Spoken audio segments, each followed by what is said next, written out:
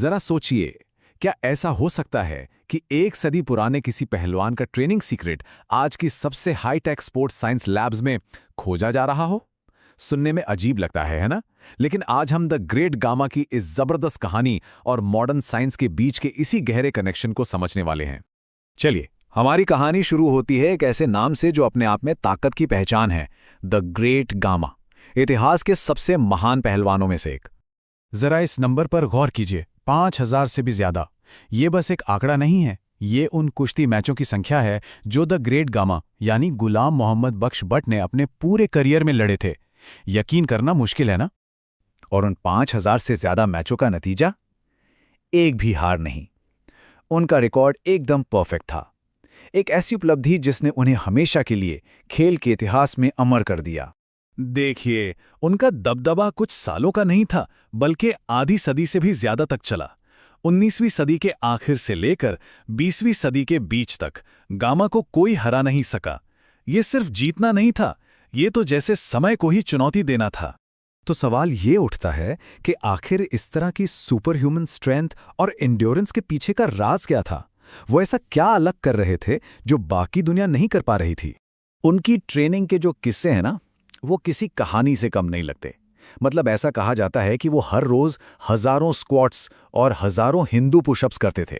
ये एक ऐसा नंबर है जो आज के टॉप एथलीट्स के लिए भी सोचना लगभग नामुमकिन है। और बस यहीं पर हम इतिहास के पन्नों से निकलकर सीधे मॉडर्न साइंस की लैब में आ जाते हैं। क्या हमारा शरीर वाकई इस तरह के एक्सट्रीम वॉल्यूम को सहने के लिए बना है? आज वैज्ञानिक बिल्कुल उसी सवाल का जवाब ढूंढ रहे हैं जिसने गामा को एक लेजेंड बनाया। मतलब, ज्यादा से ज्यादा ताकत और मसल्स बनाने के लिए हमें असल में कितनी ट्रेनिंग करनी चाहिए? इस पूरी खोज के सेंटर में एक चीज है जिसे कहते हैं वॉल्यूम लोड। सिंपल भाषा में ये वो टोटल वजन है जो हम एक सेशन में उठाते हैं। जैसे अगर कोई 10 किलो को 10 बार उठाता है तो उसका वॉल्यूम लोड हुआ 100 किलो। और आज इसे ही ताकत बढ़ाने का सबसे जरूरी फैक्टर माना जाता है। इसका सिद्धांत बिल्कुल सीधा है। अगर और मजबूत बनना है तो धीरे धीरे अपने वॉल्यूम लोड को बढ़ाना ही होगा।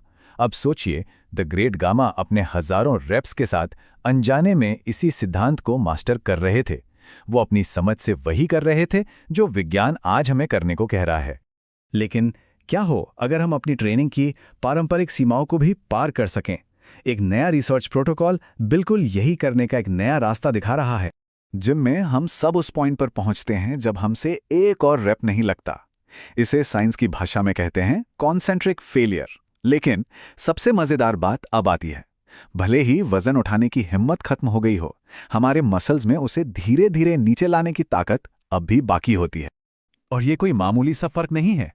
हमारी मसल्स में वजन को कंट्रोल करके नीचे लाने की जो ताकत होती है, वो उसे उठाने की ताकत से लगभग 40% तक ज्यादा हो सकती है। ये ताकत का एक बहुत बड़ा रिजर्व है जिसके बारे में ज्यादातर लोगों को पता ही नहीं होता। और ECC प्लस प्रोटोकॉल इसी एक्स्ट्रा ताकत का फायदा उठाता है।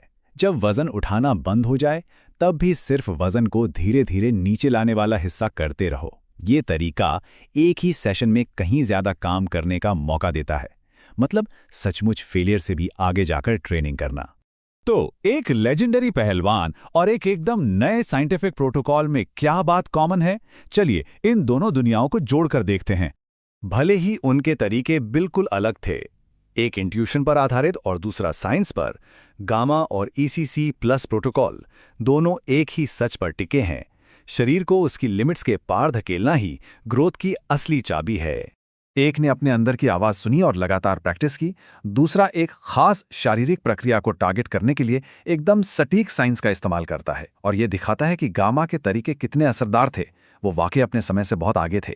द ग्रेट गामा जैसे लेजेंड से लेकर आज की एडवांस लैब्स तक इंसानी ताकत की ये खोज लगातार जारी है। और ये हमें सोचने पर मजबूर करती है कि हमारी अपनी शारीरिक क्षमताओं की असली सीमाएं क्या हैं? क्या कोई सीमा है भी